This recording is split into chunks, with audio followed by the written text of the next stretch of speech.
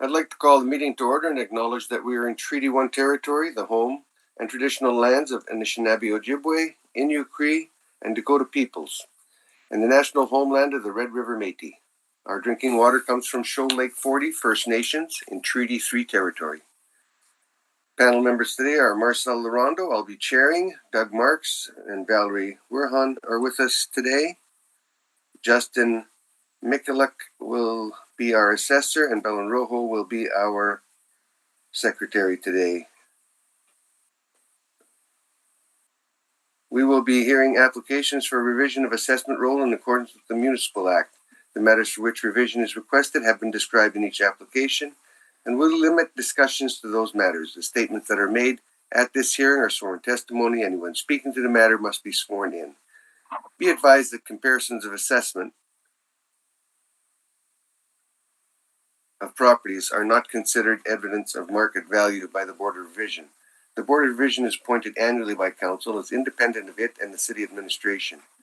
It makes its decisions on the basis of the evidence provided at this hearing and issues a written order that will be mailed to all parties as soon as possible.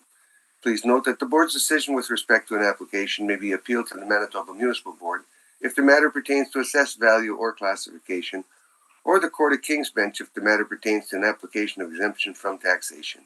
Should you wish to appeal, information on how to do so will be included with the Board order. With respect to the hearing process, I will confirm the points of appeal with here property to be addressed with each applicant following the swearing in.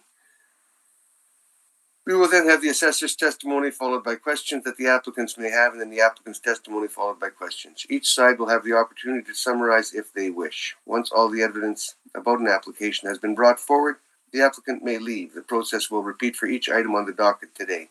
The session will close after all the applications have been heard, and the Board will deliberate in private and make its decisions. You will receive the Board's decision by registered mail as soon as possible. As information, all public hearings are live streamed, recorded, and will be part of the public record. We'll be hearing items 1 through 8 on the docket today. Ms. Rojo, please affirm the assessor's and applicant's testimony. Mr. Assessor, please state your full name. Justin Mikulak. And you affirm the evidence you're about to present is the truth, the whole truth, and nothing but the truth? Yes, I do. Thank you. Mr. Applicant, please state your full name. And you affirm the evidence you're about to present is the truth, the whole truth, and nothing but the truth? Thank you. We'll be starting with item number 1 at 425 Henry. I believe it's all quantum. Can we just, so leading up to the hearing, there was a couple properties that with the applicant that we didn't have time to do 15-1. Did you want us to just clear it off now with items 2, 6, and 8 were recommendations we have that were accepted? Belen, is it too late for the do the 15-1s or? Sorry, are you wanting to present them as recommendations or 51 agreements? Well, I guess that would be up to the appellant. I don't know how. Why don't we deal with them? You can put your recommendation on, and we'll deal with it as we come to it. It'll make it easier in getting all the signatures. Okay. Okay. So let's start with number 1. Okay, we'll just go with, okay. So, property number 1, 425 Henry, file number 221957, roll number 0920777100, roll year 2023, assessed value 1.781 million. Classification 20, liability T. So a 4-story apartment with 26 units. You could see on page 2 where it is located on Henry Avenue, just south of Higgins in the Centennial neighborhood. And then going down to page 3, our income value summary. So You see the suite mix, we have 1, 2, and 3 bedroom mixes, so a nice distribution there. Average monthly rent, $878.35. And then our workup here to come up with the net operating income, 104,200, and a capitalization rate of 5.85%. And then because this is like a, I guess, social type housing, we did a CMHC rent comparison against the zone 4 rents. So you could see on page 4 where we come in with our modeled rent, and then the percent of market, so a little bit below market at 97.5%. And then page 5 and 6, so we talk about our capitalization rate here. You could see on page 5 with the multifamily where our cap rates fall in on the distribution. So the 20th to 80th percentiles are roughly 60% of the parcels would fall between that range.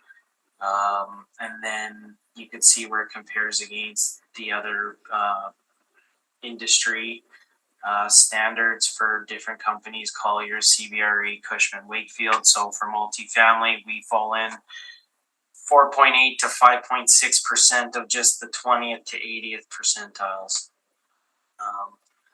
And then page 6, we're provided cap rate evidence. So these are more sales to support the model, and they don't really pertain necessarily to like a site specific. This is just to show that we were able to come up with sales to support where the model falls in at along the distribution. And then, yeah, so I don't really have an income and expense workup again, just to show that this is a social type housing property, and we did the CMHC rent comparison.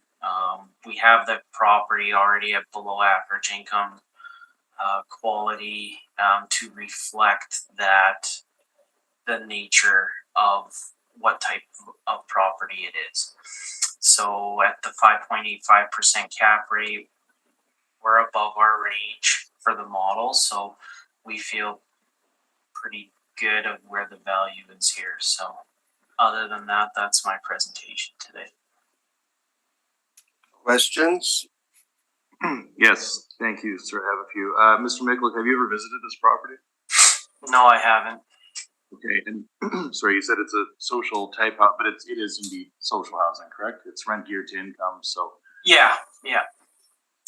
And it's on Henry Avenue, and it fronts onto Higgins.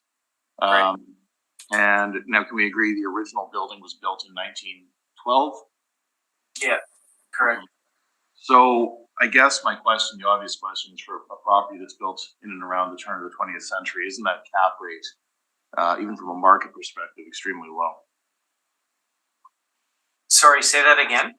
So given the age of the property, given the location, given its use as social housing, does that cap rate not seem quite low? I would say just with where the model's coming in at, we've reflected a low income already, so it's hard to like also have low income with a high cap. Okay.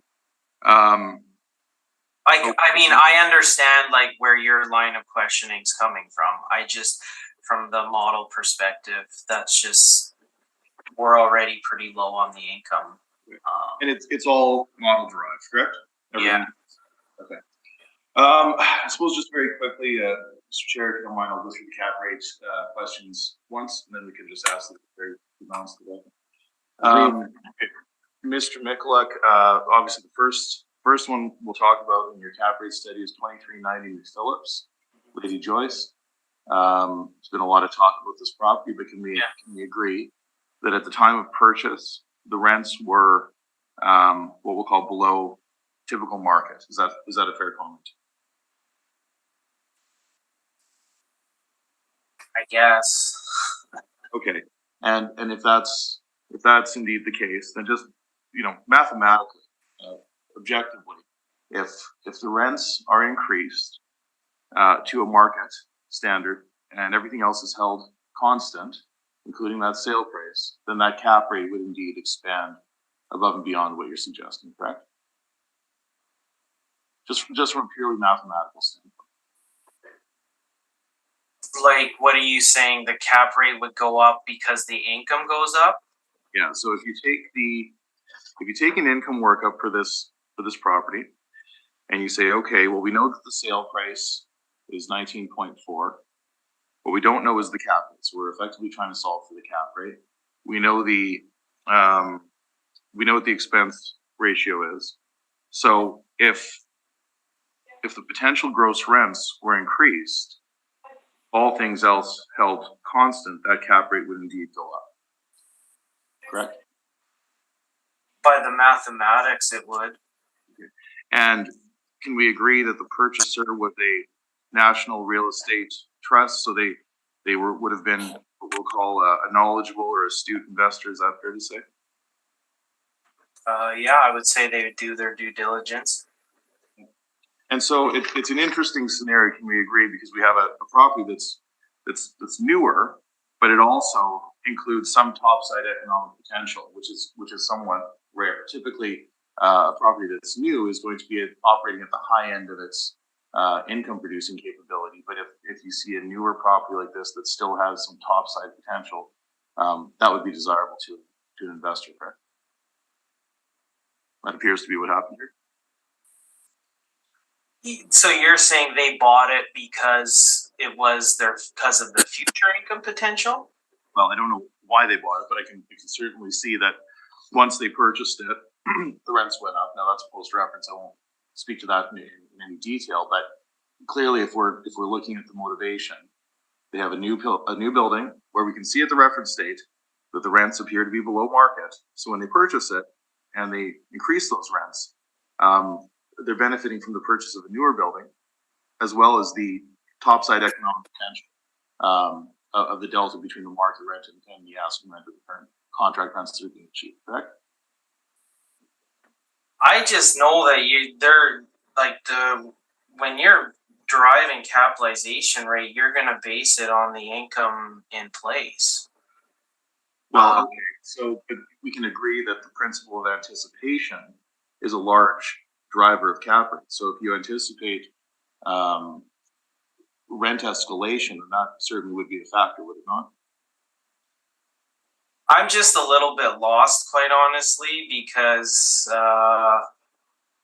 okay, well that's fair. I think we've made our comments on. I think just with other properties that get discussed, where it's like this, if a property's purchased for renovation potential, that shouldn't be included. But I just have a hard time, I guess, getting my head around making an assumption that the property wasn't purchased by the buyer off the in-place income, and then what they do after is sort of up to them. Like, it's easy in hindsight to maybe look back, but it's like, wouldn't they be looking at the income in place? Sure, and they would have seen, yeah, precisely. They would have been looking at the income in place, and they would have seen that it was below CMHC, which is probably even below market, right? So I agree, yes, they would have looked at the income in place, and what I'm suggesting, Mr. Mikulik, is they would have seen an opportunity there, and that's sort of the crux of our argument. So the 4.79 on that property for new properties that the city is suggesting is fairly low, but that won't have much bearing on a site on a directly comparable basis for the properties that they'll all be discussing today at least. But we are trying to determine a baseline market cap, and I'm just suggesting that may be low for those reasons. So I guess just for the point of the discussion though, I just have a hard time because I know there's always this emphasis of site specific all the time. So when it's site specific and actuals, that's usually where the weight is placed. So I mean, we'll just have to leave it at that. I understand there's our differences, but that's just how we see it. I mean, That's you fair. obviously have your points on how you see the property. So But can we agree that the rents were raised upon purchase? I honestly don't know because I haven't looked into that. So That's fine. 700 St. Mary's is another input in your study. Can we agree that that was purchased with the intention to renovate? It was in, let's call it, inferior shape when it was purchased. Are you aware of that based on our discussions and our submissions in this round? if it was, I don't know. And then 32 Arden, we've talked a little bit about. That was actually that appeared in the Altus cap rate study at the beginning of the cycle, but was then removed based on the fact that there was some discrepancy regarding income that should have been recorded for I believe it was laundry and parking or some miscellaneous. Are you aware of that? There's some question around that one. Can we agree at a minimum that Arden might not be appropriate? I mean, from our standpoint, we feel that Arden's been acceptable. So okay. I suppose those are my questions on cap rate, and thank you. And I think I'll leave my comments there, and I'll just proceed with my presentation. So thank you, Mr. Chair. Thank you. Doug, do you have any questions? Thank you. Val, do you have any questions? None at this time, thank you. Okay. On with your presentation, Jerry. Thank you, sir. Okay, so again, we've established that we're at 425 Henry. It is a Winnipeg housing property, so it is indeed social housing. It's the front door is on Henry, but it also fronts onto Higgins. And it's you can see it when you're driving over the Salted Bridge. It's a big old red brick building from 1912. The city's applied an age variant of 1940, and that's fine. But we would contend that the bones of that building are indeed, they're from 1912. So I've included some photos here, just the area the street leading up to it. You can see there's it's sort of an atypical place for an apartment, to say the least, and it's certainly not an area where we would typically see market apartments. So I'll suggest to you that this is a decision based on policy as opposed to market economics. Again, north side of Henry between Ellen and Laura, that's the CPR area. It's 4 stories. It carries a grade 3 heritage designation.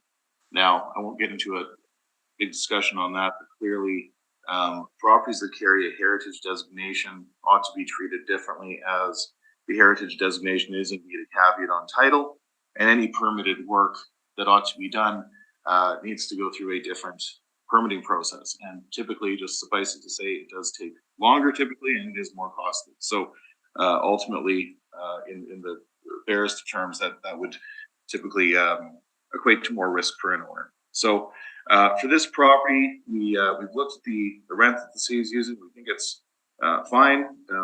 We've agreed on it because it is not market. The vacancy, now we can see that the vacancy over the past number of years oscillates anywhere between 5.9 to 18%. However, that's based on its operation as a social housing asset. So we've deferred to the 3.2 vacancy. Vacancy in the city of Winnipeg at this reference point overall is 3.8%. 3.2 is lower, but we do recognize that if the experiment here today is to determine what a typical market participant, how they would see this property, well, if the rents would be low based on, of course, age, location, other factors, then as the rent is low, then vacancy is typically correspondingly low. So we don't have an issue with 3.2%. Where we do have a bit of an issue is on the expenses. Now, the assessment department, or the model rather, has suggested expenses of $161.75. We have stabilized them at $172,429. Though once that gets over about 65%, we cap those expenses. You can see that this, in the bottom line of my workup, this property is operating at a deficit, which is not uncommon with social housing assets. Though it is, those numbers are a little bit higher than we might typically see, but again, that's likely due to the age. So if we know that the city has suggested a cap rate swath of 3.8 to 7.4, we have used a fairly high cap rate at 7.25%, which equates to a value of $1,280,641. On my page 13, I've included an R&M breakdown. So we've taken the R&M for the years 2016 through 2020. Calculated the total. We've backed out the waste and snow and capex, and we've determined that the R&M per door is $2,104, and those are actual. So that's the stabilized R&M on a per suite basis. That's been included here for you. Now, again, I've mentioned the heritage issue. Ultimately, and I've included a couple of decisions here from the municipal board, but Mr. Chair, ultimately what we're suggesting, and as has been provided to us by way of directive from the municipal board, we're suggesting that social housing ought to be applied a cap rate that is higher than typical market, and for the reasons that we've briefly touched on here. When we have a lower income tenancy, when we have neighborhoods where the built environment causes us some concern, and other factors. So we have the leading board orders. You've all heard them. They're included here in all of our social housing briefs. And then I've also included some literature from Mr. Richard Polton from the Appraisal Institute, and he suggests exactly the same methodology, that in order to determine an appropriate market cap rate for income restricted or social housing properties like these, we ought to start by determining the base market cap rate and then adjusting upwards. So that's exactly what we've done. So you'll see that some of these cap rates that we're suggesting for social housing are higher than market, and that is the justification. I provide you our cap rate study. Again, we have sales. We've included all of our workups. I didn't ask the assessor, but suffice it to say, we don't have the exact workups for how they have determined their cap rates to support the model. We've been very transparent. We've provided you with the 5 cap rates that we're using to support our conclusions. We're providing you with the previous cap rate conclusions as well as the calculations. We've provided the external market reports talking about the compression in the market cycle over cycle. And just so the board is aware, since the last cycle, our office has been monitoring what we'll call the development pipeline for multifamily in the city. We've been monitoring all of the permits as well as even the development applications. So basically, from the beginning of when these properties are proposed to when they are accepted, and then when they are added to the roll. So we have done a fairly fulsome review of the amount of new properties coming on stream. And I won't go through all of it here with you, but it is certainly included in our study. And one of the conclusions that we've determined is perhaps the reason for the low cycle over cycle compression is that there's a great deal of new supply coming on stream. So that has certainly affected cap rates. Supply and demand remains an issue. So I think I'll leave it there. But ultimately, that is my position on this property, and some of these comments and questions that I've had regarding the cap rate. Mr. Chair, I'm going to ask again that they carry forward to the balance of our brief today, and thank you. Oh, did I not see an email? I'm sorry. You know what? Sorry. Justin, do you have any questions? Yeah, so just in regards to the the overall income, like the way the property is stabilized now, wouldn't it be fair to say then, if you're using market income, that you would use like market expenses and not actual in place for stabilizing the income? Well, okay, that's an interesting question. I'm glad you asked, because that's sort of a question that comes up with social all the time. But if we go through our actual income and expenses, I'm going to suggest to you that very few of these expenses are actually affected by its use as social. The insurance is not going to change. Management's not going to change, professional fees. So anything that we have here would be typical. So when you say a market expense versus an actual or a social expense, I don't see a great deal of difference. In some cases, the taxes in the social housing will be lower based on the application of a different class code. In some cases, I would agree that that the utilities may be higher. However, we do see on the lower end of the rent scale, you will typically see what we call hot rents, where utilities are indeed included. So I accept your question, but I think that ultimately these expenses are a very, very good barometer of the performance of this property. So I don't know that it's necessarily appropriate to defer to a model or to look to a different property and then try and make adjustments that may be distortive.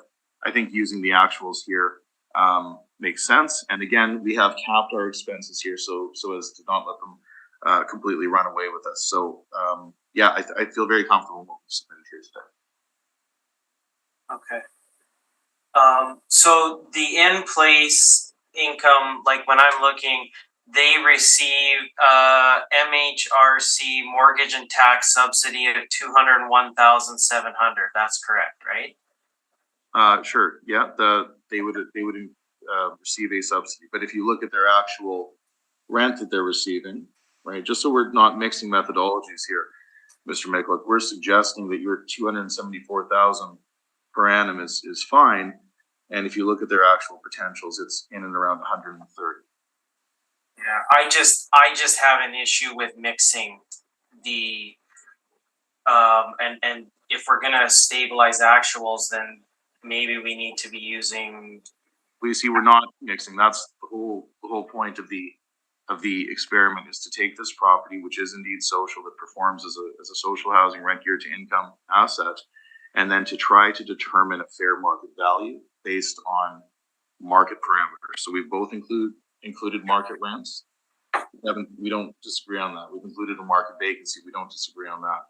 You've used a modeled expense ratio of 161. And I mean, ultimately, if we just zoom out here and look at this, we're only $10,000 or so, $11,000 higher than the model on expenses based on a stabilization. So I don't think that we're actually mixing anything. I think that we're quite reasonably trying to view this property from the eyes of a prudent purchaser from a market perspective. And then just regarding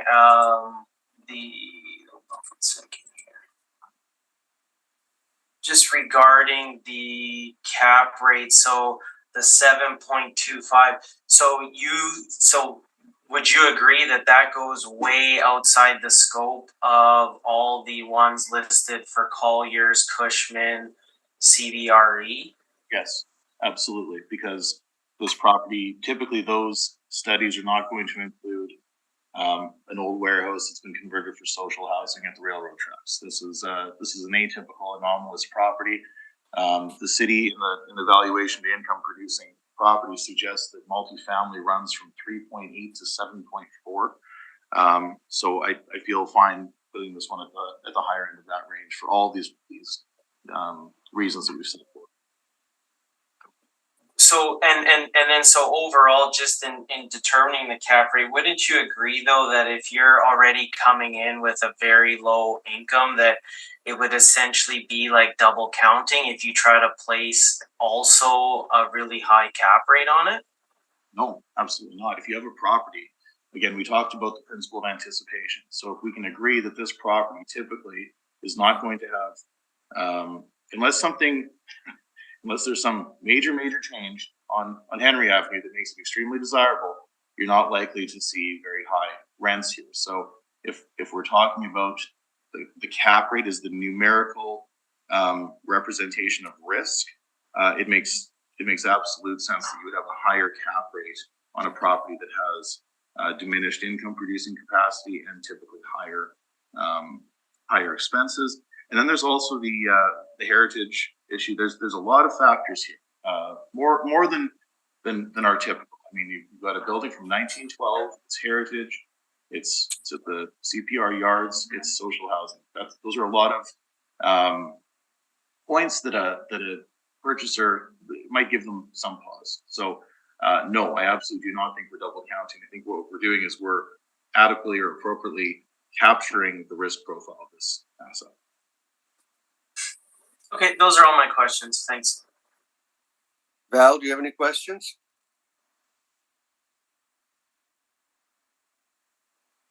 Val?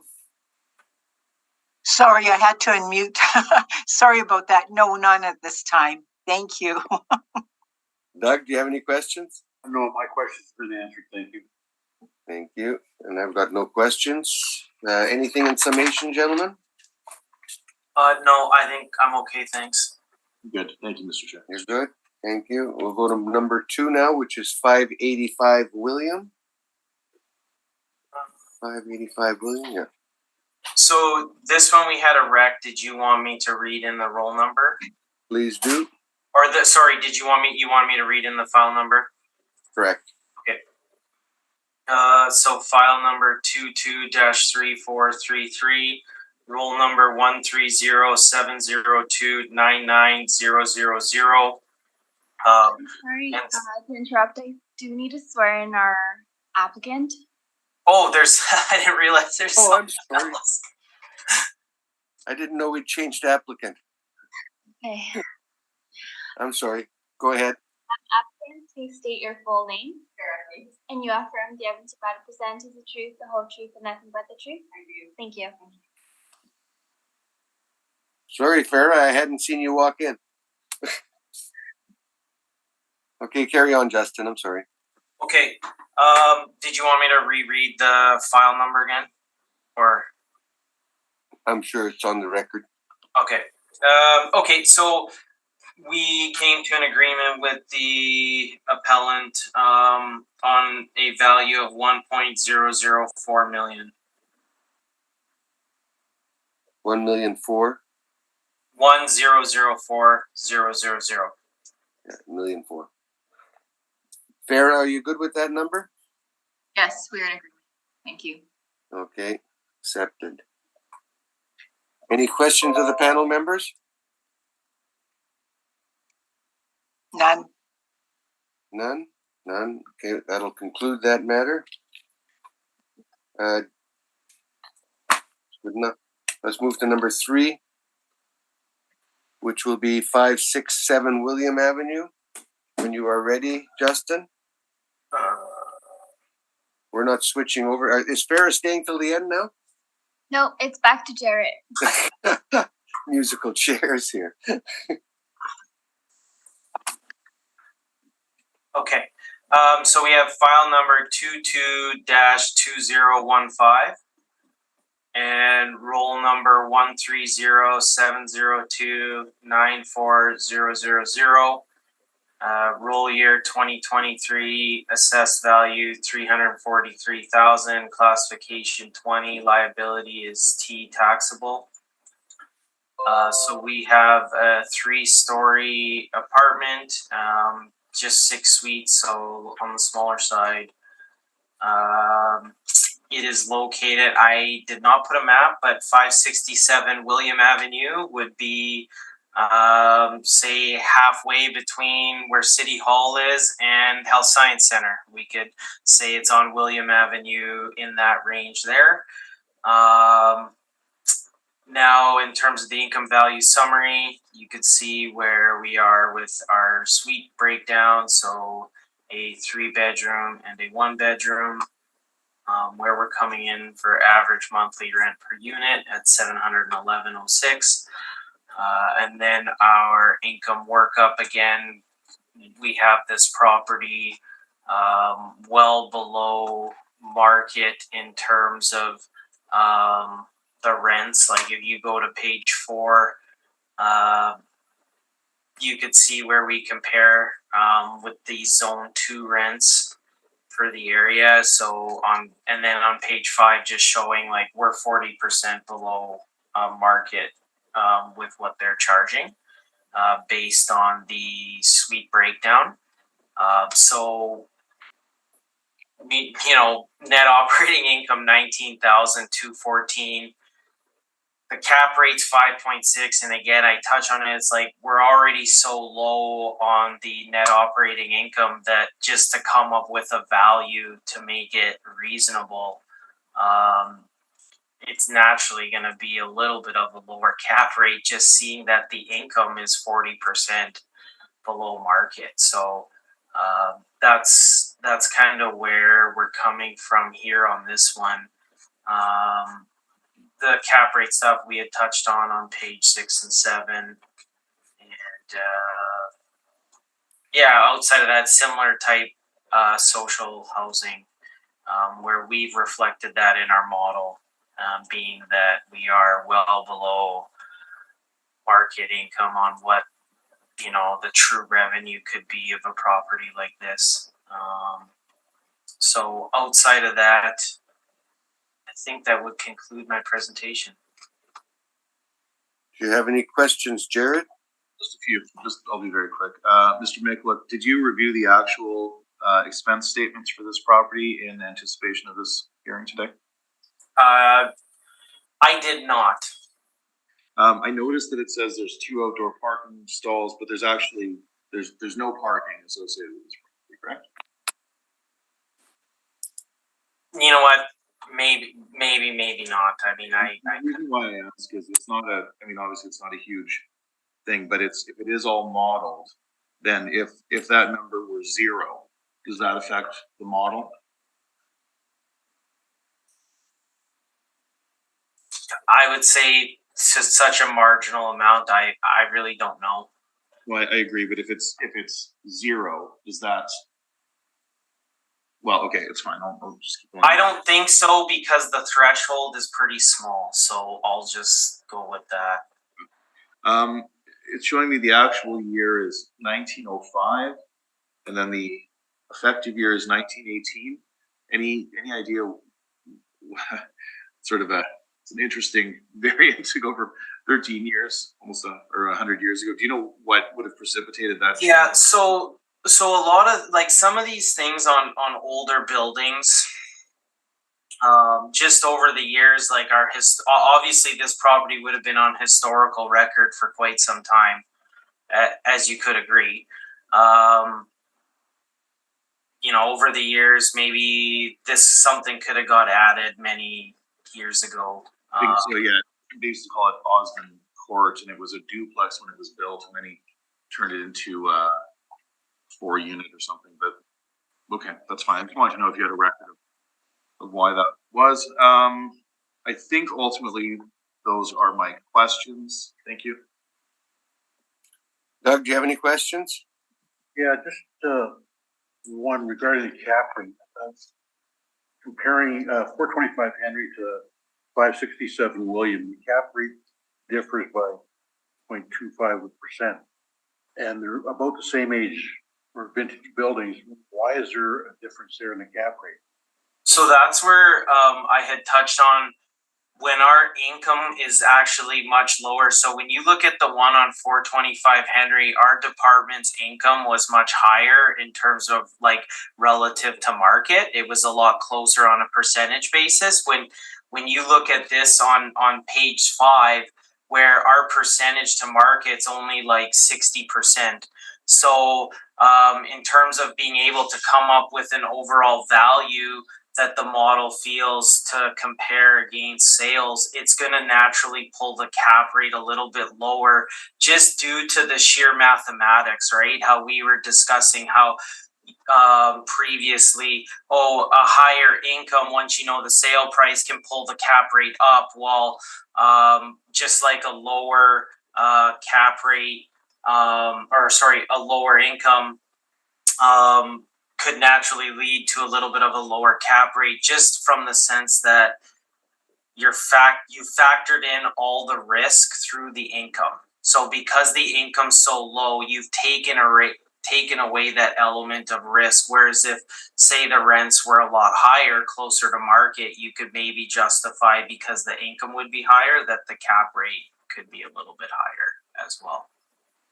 One other question on the date built to effective date. Has there been upgrades in electrical and plumbing in this structure?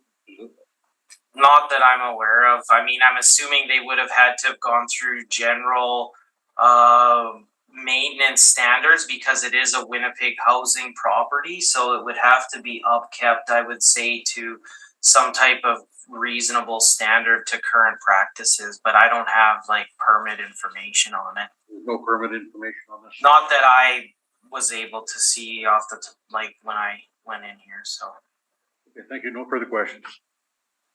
Val? No, mine was just answered. Thank you. Okay. Anything in summation, gentlemen?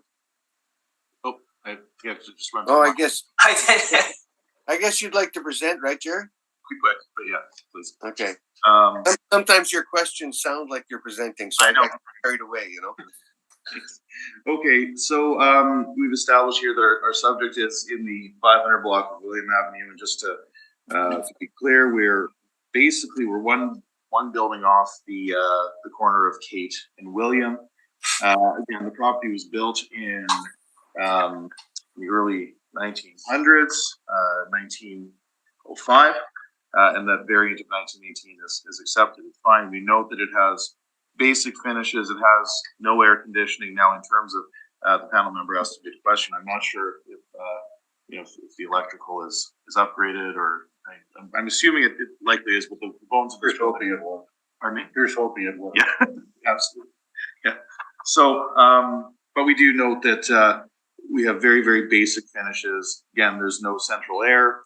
The property does not have a history in the called modern era of economic profit. It's been used as social housing, and of course, it is wood frame and 103 years old. So certainly enough red flags there to give a purchaser some pause. Again, we've looked at this is on page 11.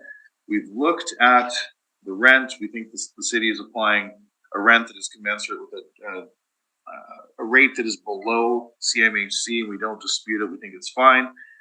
We did, however, look again to the actual expenses. You'll see here that the model was suggesting $30,344. We've stabilized to $32,213. So we're certainly not worlds apart, because we've capped them at 65%. So slightly higher, but certainly reasonable.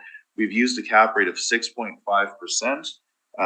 The way that we've bifurcated our cap rates in our study by age, properties before the 1940s, we typically suggest that a cap rate for good properties in good locations would typically be somewhere between 6.1 and 6.6. And that's not accounting for social housing. So yes, the previous property had a higher cap rate. I agree the rents were higher on a proportionate basis to CMHC. But again, we do have a 100-year-old building on William. It's wood frame and social housing. So a 6.5% makes sense. 5.6, quite frankly, might be low from a market perspective without considering the social housing aspect. So ultimately, we're suggesting that the value ought not to exceed $266,849, which we round to $267. And I think I will leave my presentation there. And I thank you. Thank you. Justin, do you have any questions? just my questions from the previous property be applied to this one. Sure. And so we'll just leave it at that. Okay. Doug, do you have any questions? No questions this time, thank you. Val, do you have any questions? No questions, thank you. Thank you. That'll conclude that matter. Anything in summation, gentlemen? No, I'm okay, thank you. We're going to move on to item number 4, correct? Yeah, 215 Isabel. 215 Isabel. Let's bring it up.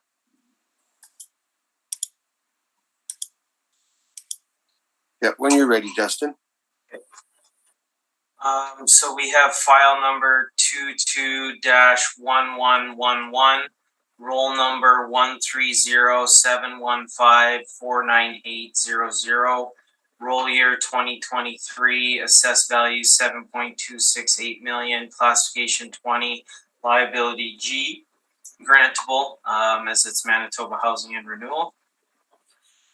So for this one, after I had submitted evidence, I had realized that there's a large discrepancy between our number of suites that we have and what's going to be presented. And from our department, like, we need to really inspect this property before we can do any type of review, as there's an outstanding permit of $11 million from 2013 that had taken a long time to complete. The building's fairly newer on the outside, so I think the best case for our department is to inspect and then issue an updated assessment relative to what the proper suite mix would be, and reflective of the current state of the building. So my position here is just to confirm the value from that standpoint, and I'll pass it on to the appellant. Okay. Jared, do you have any questions? I do. So I suppose what I don't understand, Mr. Mikulik, is that where is the number of 97 suites coming from?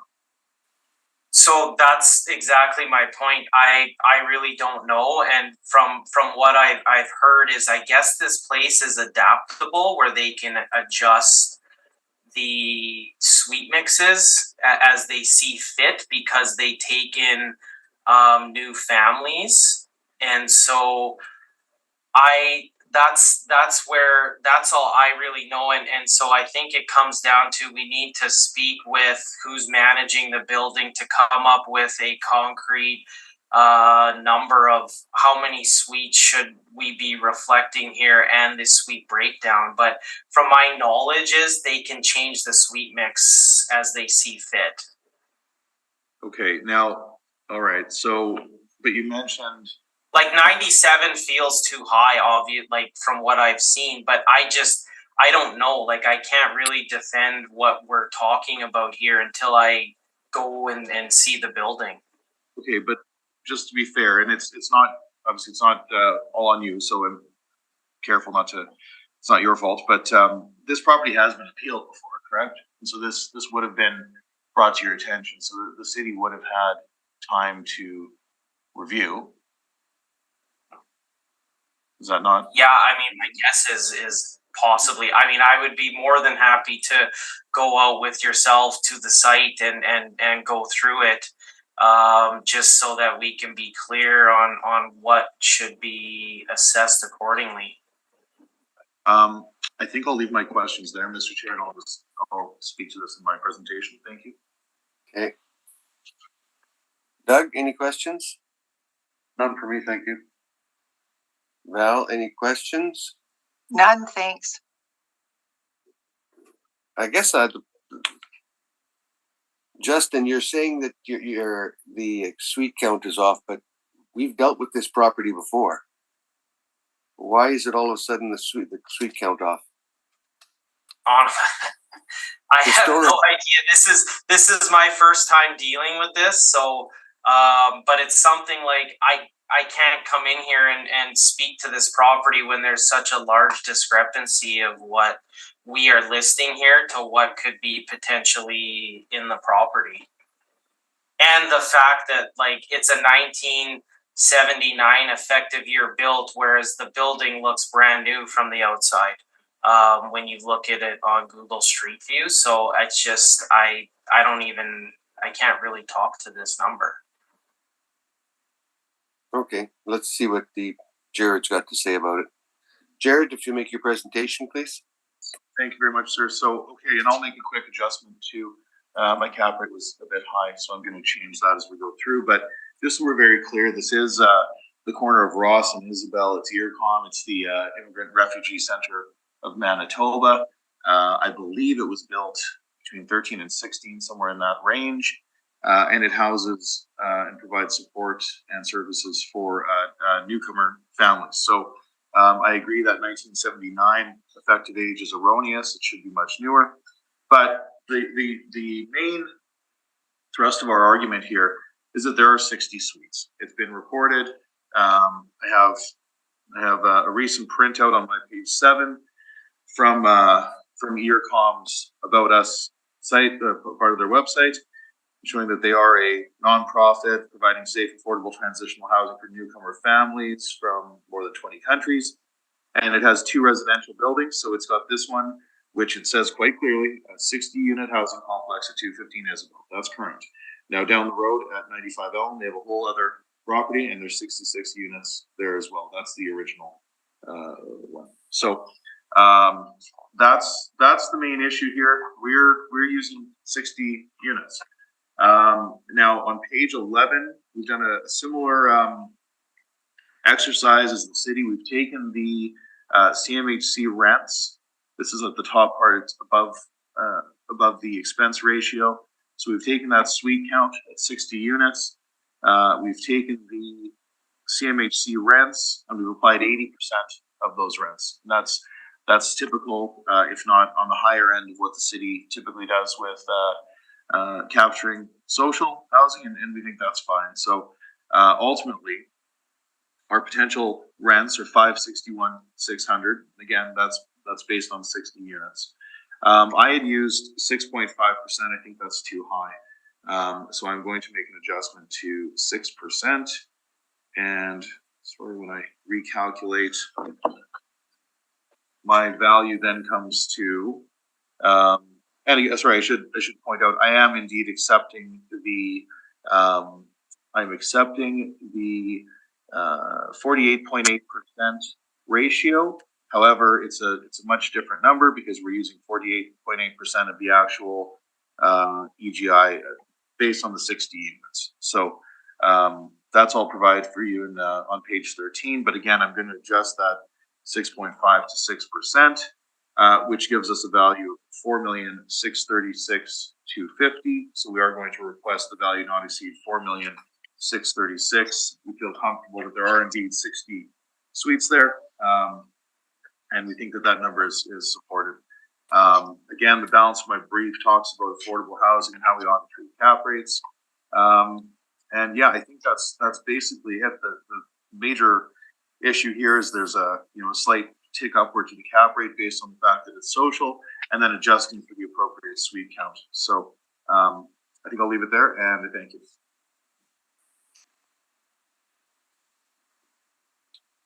Justin, do you got any questions? You know what? No, I don't have any questions. Doug, do you have any questions? Just one, it's kind of a weird setup here with having 60 suites from the appellant and 97 from the city. There's a big difference here, and I don't understand how there could be such a discrepancy. Any answers on that? Or? I'm not sure where their number came from. I can only speak to how we have determined our number, and it's based on what's being reported. We didn't handle it in the previous appeal. My recollection is that a similar situation came up, and I think the city is just overshooting this weekend. Right? From our perspective, there are 60 units here. That's what's being advertised. That's what's being reported. So, yeah, I can't speak to how the city determined this weekend. Thank you. No further questions. Val, any questions? No, mine was just answered. Thank you.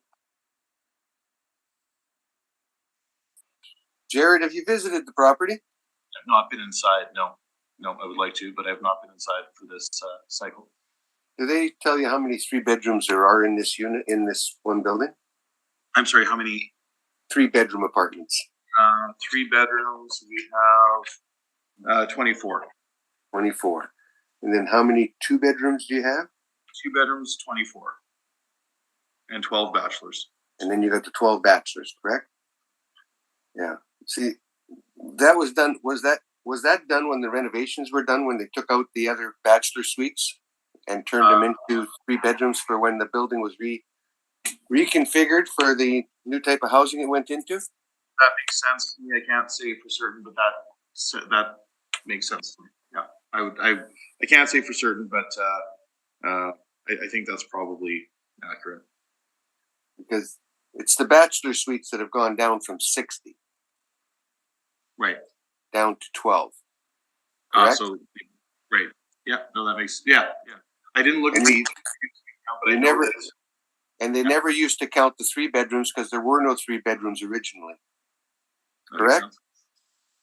Again, this is my first year handling this property, so I don't have a long history with it, but I know a little bit about the group, so that makes sense. I can't say for certain, but I will take your word for it. That sounds right. How about the 1 bedrooms? Are they also gone? Yeah, there's no 1 bedrooms. So if you add, if you take and subtract the ones in the bachelors and then add up the ones you've got, you get your count of 60. Right. Okay, that makes sense. And when were the renovations done? My understanding is between 13 and 16. 13 and 16. And were they completed then? Or was there an inspection done by the city after that? I do not know. I don't know. I don't know when the city, if they've visited. I have no idea what how the city's, if they visited. Okay.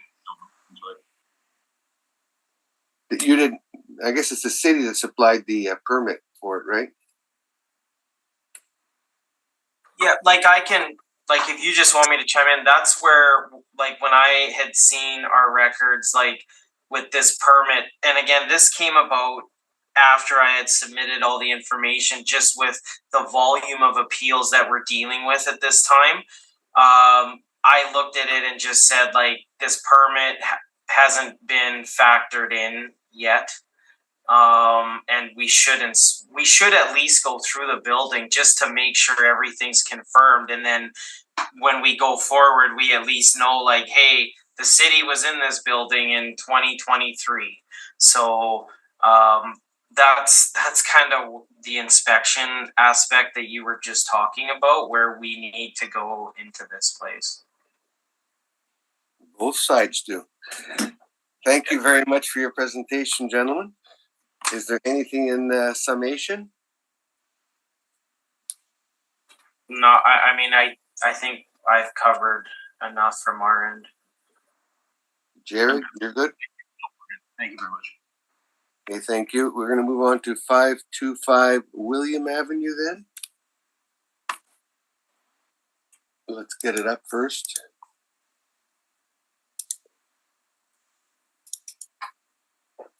Pardon me.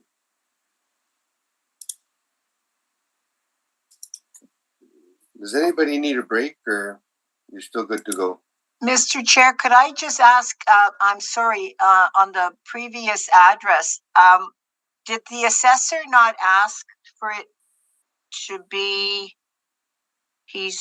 there was a motion to reassess? No, it's not a motion. He's making a request that they go visit the building, but he hasn't made a motion. Okay, okay, thank you for, okay, thank you. Thanks, Val. 525 William. Does anybody need a break? That's what my question was. Nope, good to go. No? Okay, let's keep going. 525 William. At least 1 or 2 more. Yeah, like we'll be actually the next there's going to be a couple recommendations coming forward on them, so we could, I mean, if we could probably end up plugging through, quite honestly. Yeah. Okay, good. So we'll read in file number 22-1614, roll number 130-961-48400. Roll year 2023, assessed value 5,977,000, classification 20, liability T. We have a 7-story 2013 build, 38 suites. And then when you look at on page 2, I had provided the just the picture of the outside. It is a newer building on William Avenue.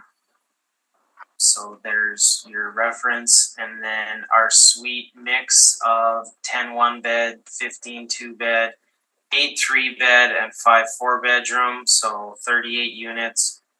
The average monthly rent for us $1163.95.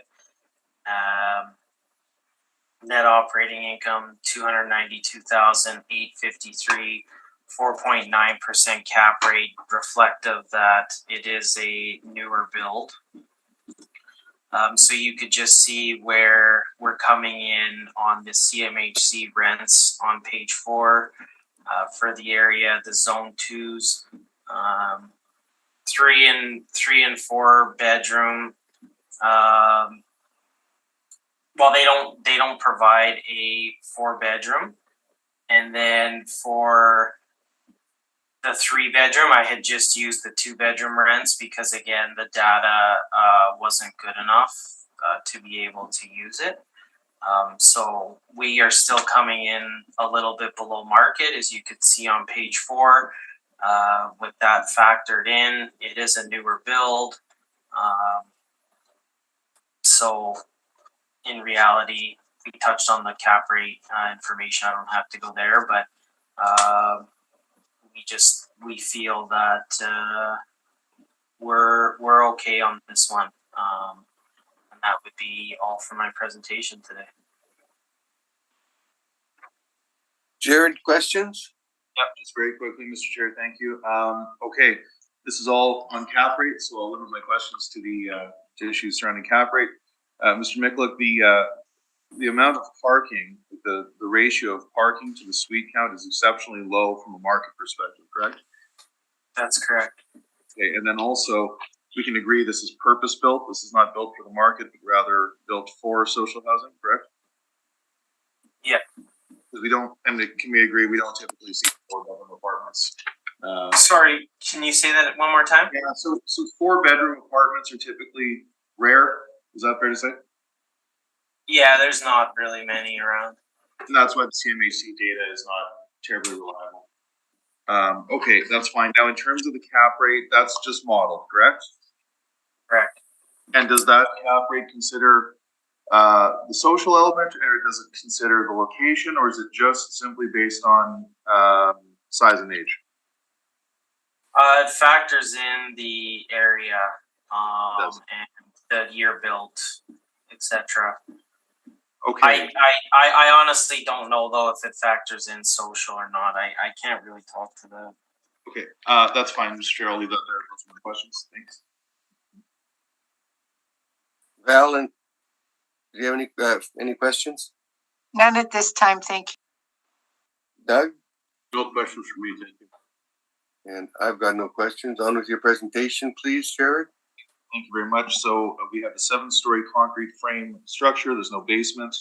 It's on the north side of William, and that's at basically at the William and Juno Street intersection in the Centennial section of what the city calls the inner city. The property was built in 2013. Gross floor area is approximately 55,800 square feet.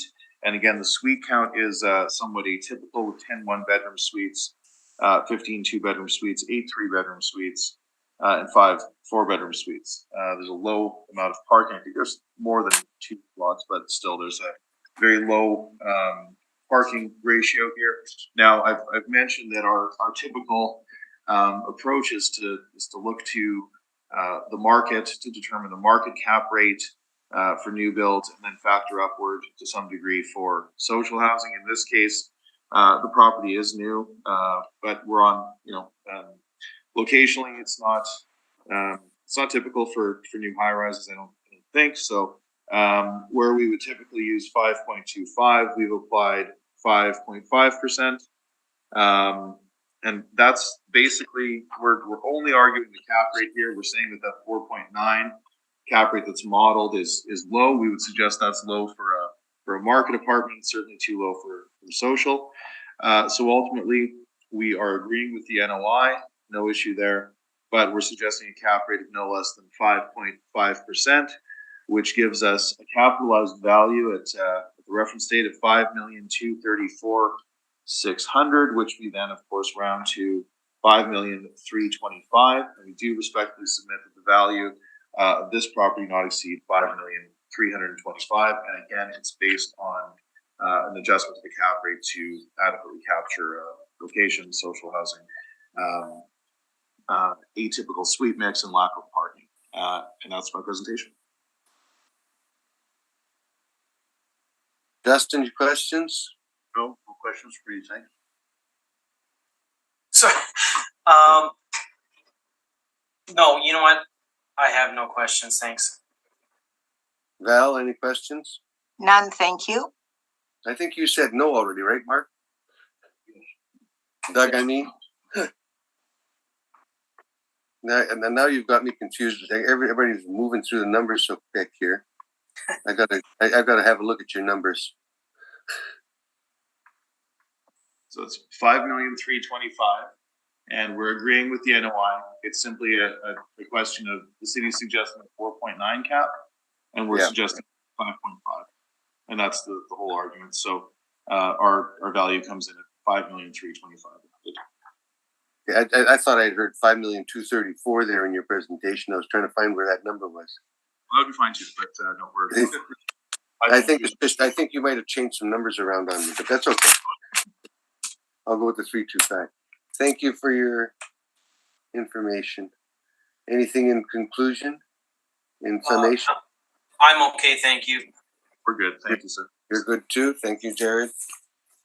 That'll conclude that matter. We're going to move to item number 6 at 25 Furby. I believe you said you had a rec on that one. Yeah. Are we changing assessors again? I mean, appellants? No. Okay, good. I was just checking. I thought maybe she was taking the recs. Okay, so I'll just read in the file number. So it's 22-1070, roll number 120-975-22400, and there was a agreed upon recommendation of so the 40E is staying at 281,000, and then as that was uncontested. 2023, the 3,517,000 was going down to 3.303 million. 3.303. Yeah. Okay. For the class 20. Okay. And your total is? You know what? I didn't even add that up. Let me just get that for you.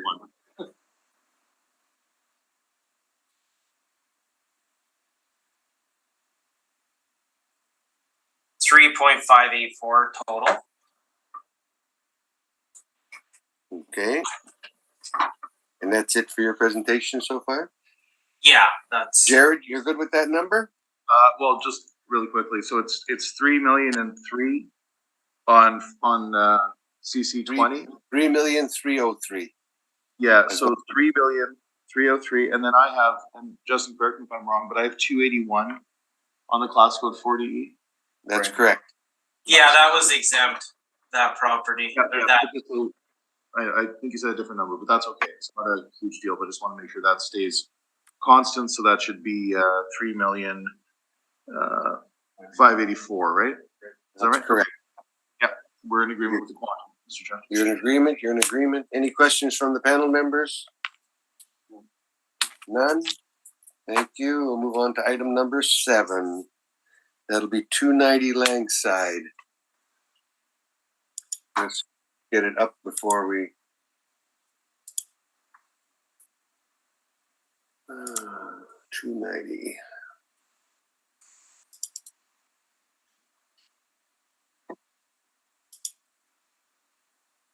Everybody ready? Yeah. Just let me know. Hold on. For some reason, it's not letting me in.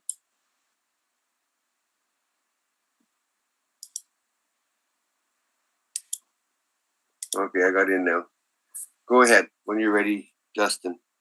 Okay, we got file number 22-1962, roll number 120-908-45000, And our roll year 2023 assessed value 487,000.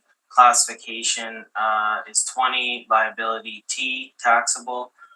Actual year built, it was built in 1968, 2-story, 11 suites. You could see I provided a picture of where it's located on Langside, so between Broadway and Portage. In the, I guess it would be Midland neighborhood for the CMHC area. You could see here where we come in. Our average monthly rent per unit on the 11 one-bedrooms is $481.25. That would get us to a net operating income of $26,300 when using the expenses, 57.23%, and the capitalization rate we have at 5.4%. Now, just leading you to page 4, the CMHC October. So we provided again the rent schedule. So when you the zone 3 and CMHC for that area on 1 beds command 832 at CMHC rate. So where we are at 481.25, we come in at 43% below market on the rent. So again, leading back to like just getting ahead, it was similar to kind of that property on 567 William, where the question about cap rate was asked. And it's, you know, when we're already at such a income level below market, that a lot of the risk is already encapsulated in that. So that would be where the lower cap rate would be coming in. So I mean, we're at 487,000. So I as an overall number. So I think for this one, we feel pretty good of where we're at, and that will conclude my presentation. Thank you. Jared, do you have any questions? Yeah, just a couple, I guess. Well, you've asked these already, but Mr. Mikla, for this property, did you look at the expenses or the income and expense mailers, or is it just all simply model derived? I did not, as it's social type housing again, and our model was already at such a low. We actually had poor income quality on this, so I had just felt that, you know, we're reflective of well below market on this one. Okay, and so you said you put the income quality to low in the system. Is that correct? Here? Yeah. Is that correct? Yeah, this property. Yeah, it would be. Okay, but then isn't that? I guess my question is then, isn't that cap rate somewhat low? If we can agree that the income quality is low, wouldn't that cap rate also be low? I would say the only, like, we've encapsulated the risk in the income though by taking away a lot of where that would be coming from. So I don't have a problem with the cap rate because I think the overall number's accurate. Of the overall market value number, I think is reflective of, you know. We're not super far apart, so that's fine. I'll leave that there. Thank you very much.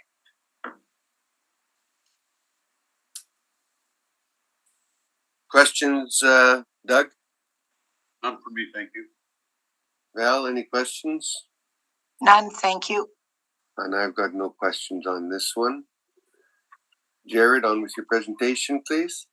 Very much. Okay, and just to be very quick here, we are suggesting a value of $359,000. Property again is social housing. We think that cap rate of 5.4 is too low. It's 1968. There are no amenities. There's no history of economic profit. The condition would be considered inferior with basic suites, finishes, and no central air.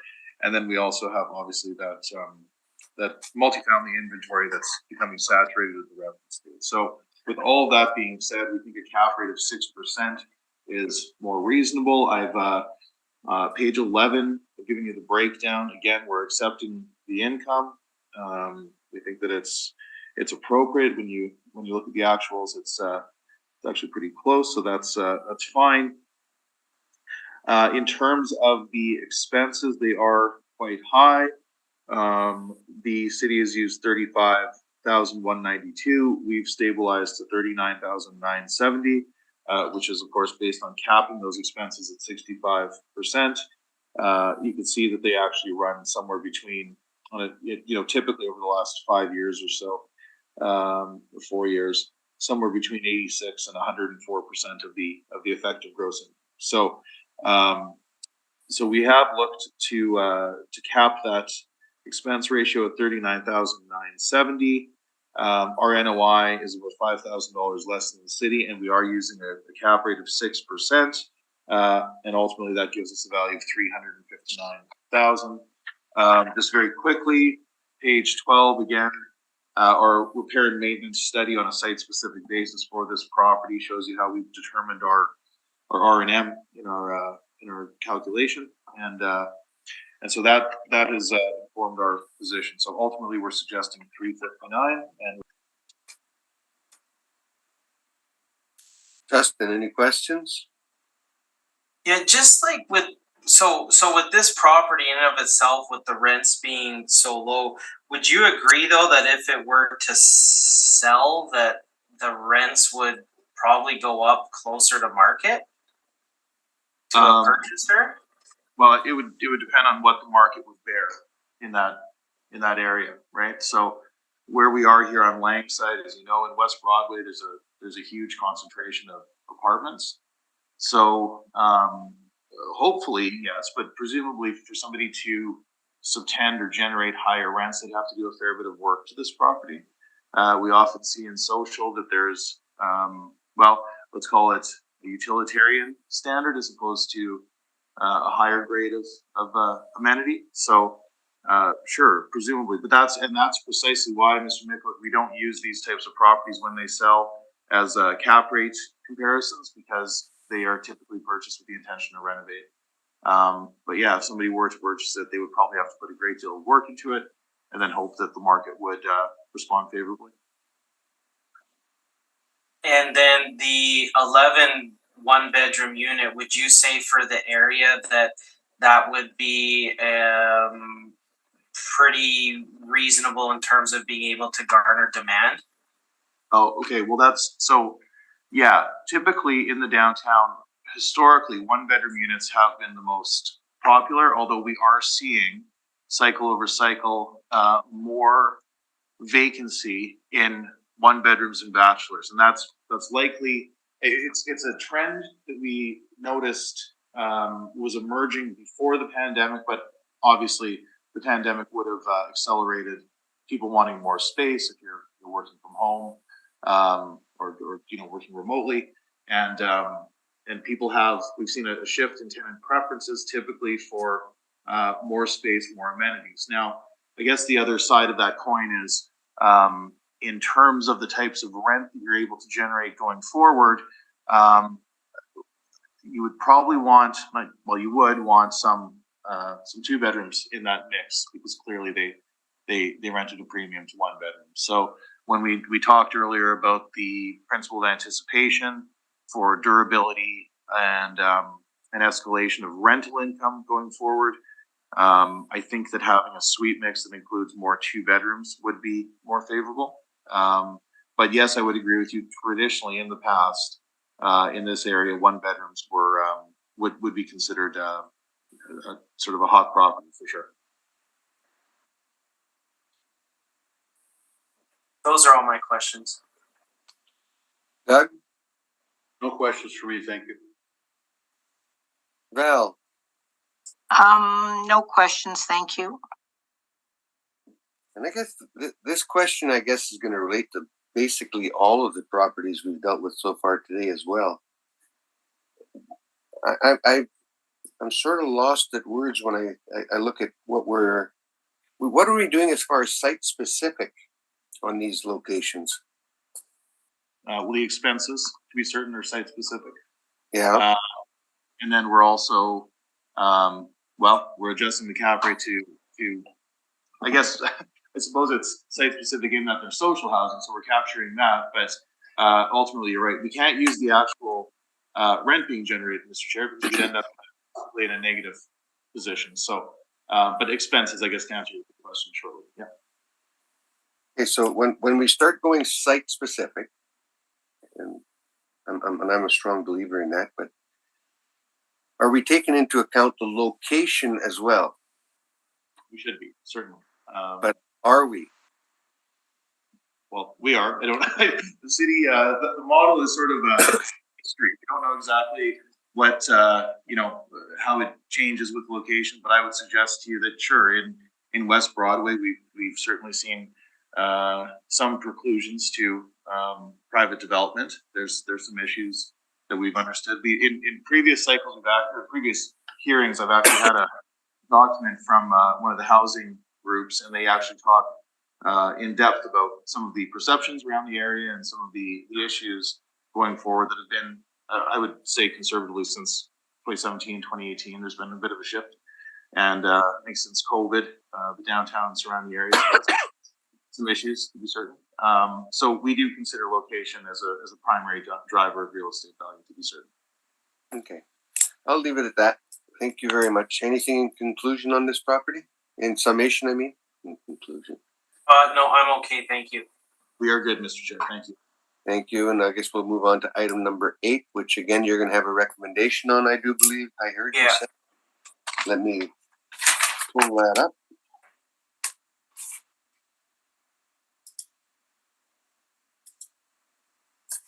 Come on.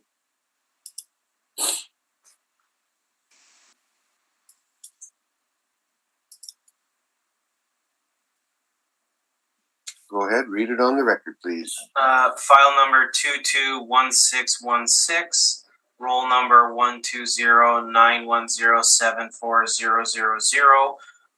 Roll year 2023, assessed value 4.272 million, and like I had discussed earlier with the applicant, we had come up with a value of 4.023 million for this property on the recommendation. And what was it you changed? What's that? What did you change? How did you come up with that number? Sorry, say that again. How did you come up with that number? Just from a site-specific nature, adjusting the cap rate to reflect the social housing, it's Manitoba housing for the area. And what did you bring the cap rate to on that one? 6%. Okay, thank you. And do you have any questions? Are you okay with the number, Jared? Yes, sir. We agree with the quantum of 4,023,000.